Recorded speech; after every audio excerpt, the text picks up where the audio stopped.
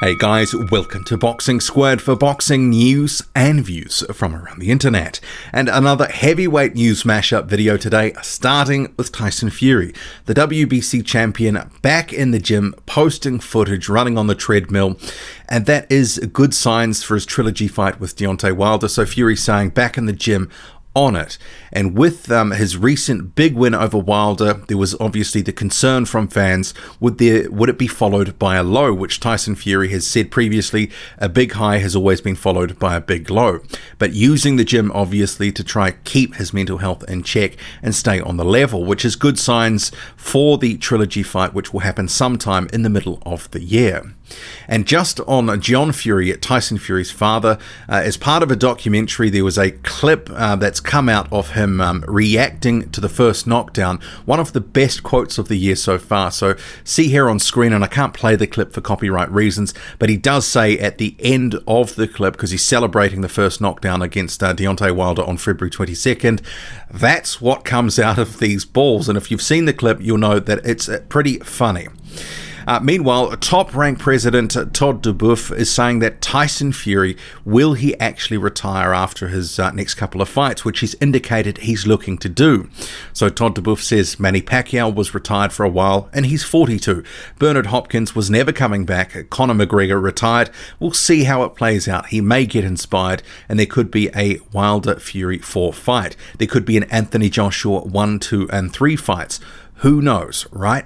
I'm not going to predict anything, but I've been in the business for a long time and I've seen people, when they've thought it was time to get out, come back. Wise words there indeed from top-ranked president Todd Dubuff. Martin Bakole's manager, Billy Nelson, says that if Joseph Parker is looking for an opponent, then his man Bakole is the guy that will take the fight. So saying on Twitter, see here on screen, if Joe Parker is looking for a good fight in the summer, Martin Bakole is the man who likes to say yes. And then he's said at Eddie Hearn. Joseph Parker looking to have a fight in the middle of the year, possibly in New Zealand, and then a big fight towards the end of the year. And at this stage, a number of names have been discussed in public, at least by fans. Michael Hunter has called out Parker and said that he's easy work, and Junior Farr, there have been some discussions about a possible domestic dust-up in New Zealand. And Martin Bakole to the mix. I like that fight. Bakole is one of these guys in the heavyweight division not a lot of people are actually talking about, and he's going to find it hard to get some top opposition to face given some of his dominant recent performances, flying way under the radar. And that would be an interesting fight, Bakole and Parker, but you have to ask the question, and this is what they will be doing, what's in it for Joseph Parker in terms of a guy that's coming up in the division, Martin Bakole, relatively low profile at the moment. It's all upside for Bakole. And for Parker, probably not a fight that he would really be interested in, and would the money be there in that fight. But I like the fight nonetheless. Meanwhile, it looks like Filip HRGOVIC, the rising prospect out of Croatia, who's currently 10-0, is going to be facing Jerry Forrest on April the 17th. So this is up on BoxRec, and there has been some other rumblings online. It was included in an ESPN article. So if this in fact is made, it's not exactly a top fight for Filip HRGOVIC, but in the context of him being a prospect, 10-0, this is an acceptable level for a normal prospect. But HRGOVIC has made no secret he wants to be pushed and taken to a title shot quicker than the average prospect, currently on BoxRec at least ranked number 15th in the world. So 10-0, 8 knockouts, coming off a win over Eric Molina. Jerry Forrest is a guy that recently fought Jermaine Franklin, arguably won that fight. It was quite close. The cards were a little bit sort of too towards Jermaine Franklin given the context of the actual fight and how it played out. But he is a guy that at this level against Filip HRGOVIC, I guess most people would see it as easy work. Jerry Forrest likely to get knocked out against Filip HRGOVIC. I would pick HRGOVIC to stop Forrest in that fight. And he has been beaten before, Jerry Forrest. Michael Hunter beat him, and obviously the loss to Jermaine Franklin, and there is another loss on his record as well. And you may recall Murat Gassiev was going to be facing Jerry Forrest until that fight fell over. Gassiev pulled out of the February the 29th date in Frisco, Texas. So this could be a bit of a make-up fight for Forrest in terms of Matchroom saying, well, you had this fight, we'll now give you to Filip HRGOVIC. So yeah, I'm not crazy about the fight. Obviously, HRGOVIC, I think most of us realize he's ready for another level, and Forrest is he's not top 50 at this point, and HRGOVIC is ready for those tougher tests around top 30, top 40.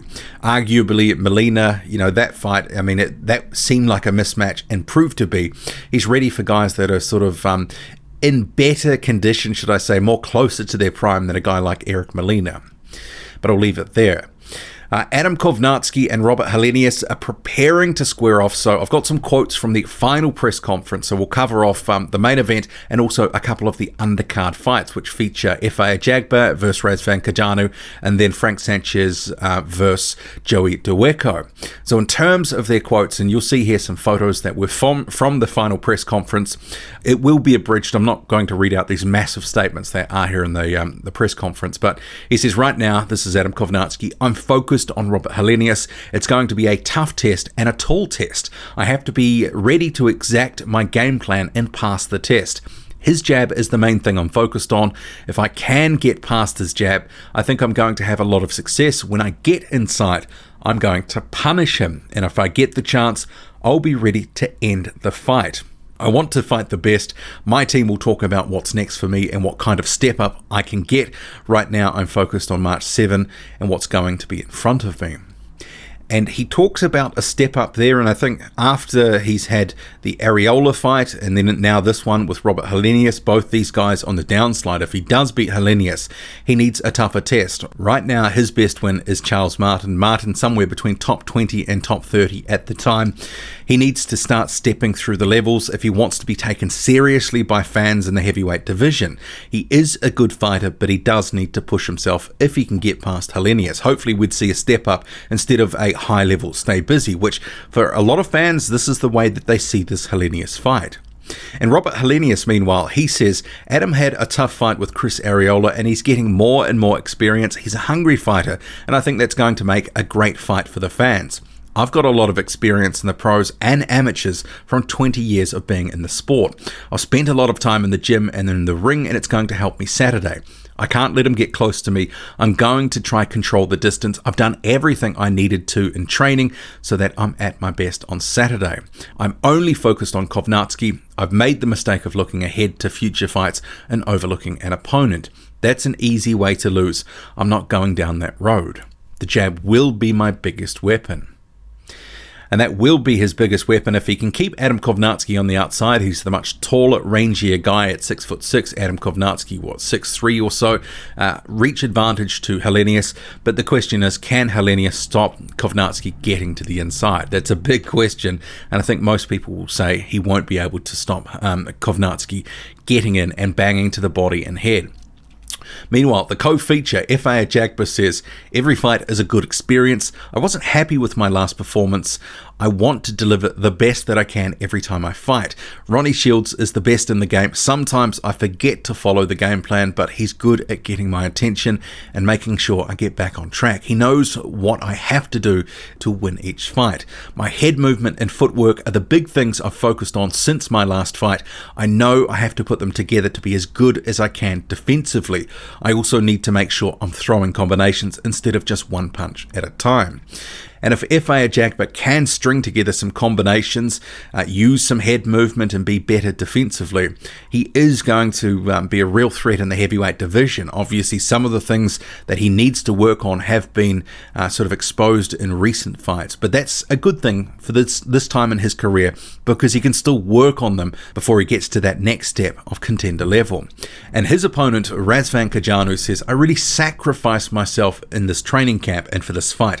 I'm 100% mentally focused, and I'm going to be 100% ready on fight night. And I hope he is, because generally what follows a Cojanu fight is a load of excuses. But if he is coming 100%, then we should expect no excuses. And he goes on to say, I did everything necessary to have my best camp and have my best fight against Ajagba. But for most fans, they see that that won't be enough. He just doesn't throw enough punches, and I think FA Ajagba will pick him apart. And if history's anything to go by, he'll either get stopped in the second round or it'll go the distance, and I would favour the former. And the other televised fight on the card, so there's a wider card with other heavyweight fights, but Frank Sanchez is facing Joey Dawejko. That is a step-up fight for him. He says, "We've done amazing work in camp with Eddie Reynoso and his team. It's been fantastic. They welcomed me with open arms and have taught me a lot already. I watched Dawejko fight and seen what he likes to do in the ring. The only thing I can say for sure is that he doesn't have the conditioning that I have. This is another step in my career onto bigger things. I need to look sharp, and I plan on taking the work from training camp and putting it into my performance." Frank Sanchez Fury. And moving on to Dillian Whyte's coach Mark Tibbs, speaking of Whyte's upcoming opponent Alexander Povetkin on May 2nd, he says Povetkin is very dangerous. He's had a very highly decorated amateur and pro career. This fight for Dillian is very, very important. It's one that will get his juices flowing. I feel like it's going to be the birth of an all-round box fighter, the birth of a completed fighter. We don't underestimate anyone. It's going to be a proper humdinger. There's 3 ways to beating this guy, whether it's going forward or going back or standing there and planting our feet and letting them go. It was a tough year for Dillian, but he's back and I'm confident this is his time. And rounding out this heavyweight news mashup video, another heavyweight is targeting the Tokyo Olympics. So see here on screen, Ryan Charles, otherwise known as Ryan Run 'em Over Charles. He says on Twitter, 3 weeks to go until I fly to Argentina to represent St. Lucia in Olympic qualifying events. Can't wait. Hashtag Tokyo 2020. What do you make of it all? Drop a comment, loud and often. Hit like, hit subscribe. Follow me on Twitter, boxing_squared. I'm out.